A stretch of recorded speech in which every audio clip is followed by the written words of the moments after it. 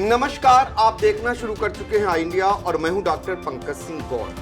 और आज बात करेंगे उत्तर प्रदेश के सीतापुर की उस वारदात की जो शहर कोतवाली इलाके से महज 100 मीटर की दूरी पर हुई और उस समय एक दंपत्ति की हत्या कर दी जाती है। तो अंदाजा लगा लीजिए कि जहां पर शहर कोतवाली पुलिस का पूरा फोर्स मौजूद हो, उससे महज 100 मीटर की दूरी पर डबल मर्डर हो जाता, तो क्या शहर में स्थिति बनती हो। फिलहाल करीब 20 साल पुराने इस मामले में अब न्यायालय से एक फैसला आया है। फैसला भी इतना सख्त आया है कि इस मामले के जो आरोपी हैं उनको आजीवन कारावास की सजा सुनाई गई है। तो आज आई इंडिया के स्टूडियो में खास मेहमान आए हुए हैं जिनकी प्रबल पैरवी के दम पर यह सजा हुई है। अपर जिला शासकीय अधिवक्ता आशुतोष अवस्थी जी, आपका बहुत बहुत स्वागत है।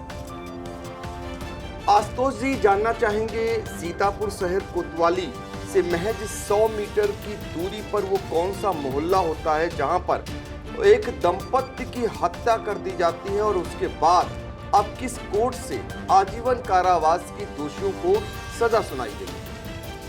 घटना कोतवाली नगर कोतवाली के पास रानी कोठी नाम का एक मोहल्ला है, वहाँ पर एक घटना हुई थी और सज़ा सुनाई गई है अपर सत्र न्यायाधीश नवम की कोर्ट से, जो कि स्पेशल जज गैंगस्टर कोर्ट भी हैं शैलेंद्र वर्मा जी ने।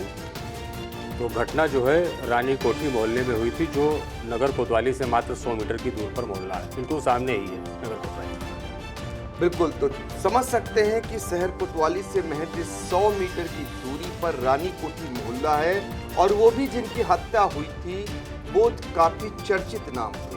दरअसल लकड़ी अड़तिया रामपाल यादव और उनकी पत्नी विद्या देवी की नृशंस हत्या कर दी जाती है उन्हीं के घर के अंदर। तो आप अंदाजा लगा सकते हैं कि जिस तरीके से हत्या को अंजाम दिया गया, जाहिर तौर पर उससे शहर में सनसनी फैलना स्वाभाविक था। अब ऐसे में जिनको सजा हुई है उनके नाम क्या है, फिर हम बाद में आपसे जानने का प्रयास करेंगे कि हत्या की वजह क्या थी। तो वो कौन है जो सजा पाए हैं और क्या इस दौरान सजा हो उससे पहले ही एक आरोपी की मौत हो गई। इसमें 3 लोग अभियुक्त थे। एक राजेंद्र प्रकाश गुप्ता, उनका बेटा सतीश गुप्ता और एक उनका सबसे छोटा बेटा था जो नाबालिग था, तो उसकी फाइल पृथक कर दी गई थी। राजेंद्र प्रकाश गुप्ता दौरान विचारण उनकी मृत्यु हो गई और सतीश गुप्ता अभी था, इसी को आजीवन कारावास की सजा सुनाई गई। तो आजीवन कारावास की सजा जो है सतीश को सुनाई गई है। दंपत्ति की हत्या होती है और एक पिता और उसके 2 बेटे उसमें नामजद होते हैं। एक चूंकि किशोर होता है तो उसको पृथक कर दिया जाता है, यानी कि किशोर न्यायालय में मामला भी विचाराधीन है, बाकी सजा हो गई है। और इसमें जो मुख्य आरोपी था राजेंद्र प्रकाश गुप्ता, दौरान मुकदमा उनकी मौत हो जाती है। तो अब हर आदमी जानना चाहता होगा कि आखिर दंपत्ति की हत्या पड़ोसी ने क्यों कर दी। असल में परस्पर कभी कभी लोगों में मनमुटाव हो जाता था, शराब पी कर के एक दूसरे से लड़ते थे और एक दिन कुछ बात ज़्यादा ही बढ़ गई, जिसमें राजेंद्र प्रकाश गुप्ता, उसका बेटा, एक ही आशय से एक ही प्लानिंग के तहत इनके घर में घुस गए रामपाल यादव के, और वहाँ पर जो है तलवार से, हैंड पाइप के नल के उससे डंडे से ताबड़तोड़ बहुत ही नृशंसतापूर्वक इनकी हत्या कर दी, जिसमें से रामपाल यादव तुरंत खत्म हो गए, उनकी पत्नी अस्पताल में जाके खत्म हुई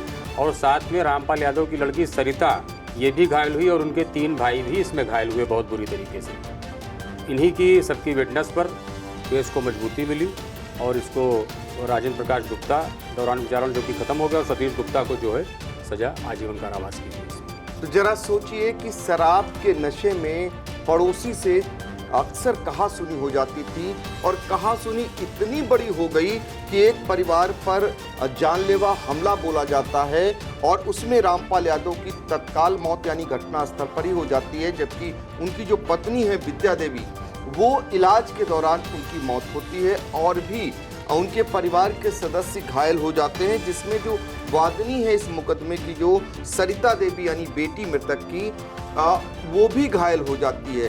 तो जो हमलावर थे उन्होंने किस तरीके से धारदार हथियारों से हमला करते हैं और हमले के दौरान दंपति की मौत के बाद अपने आप में एक बड़ा सजा का जो सुनाई गई है। निश्चित तौर पर ऐसा करने वालों के लिए एक बड़ा कोर्ट से संदेश भी है, क्योंकि किसी की जान लेना, एक परिवार के खात्मे के लिए इस तरीके से टूट पड़ना, और वैसे ही सजा भी मिली है।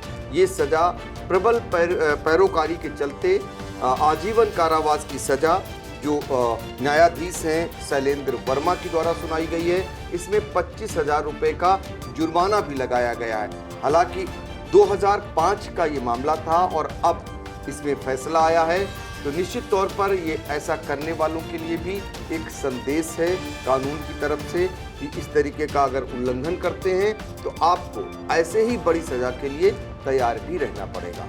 आपने साझा किया बहुत ही महत्वपूर्ण जानकारी, इसके लिए आपका बहुत बहुत शुक्रिया। खबर आपकी, नजर हमारी, देखते रहिए आई इंडिया।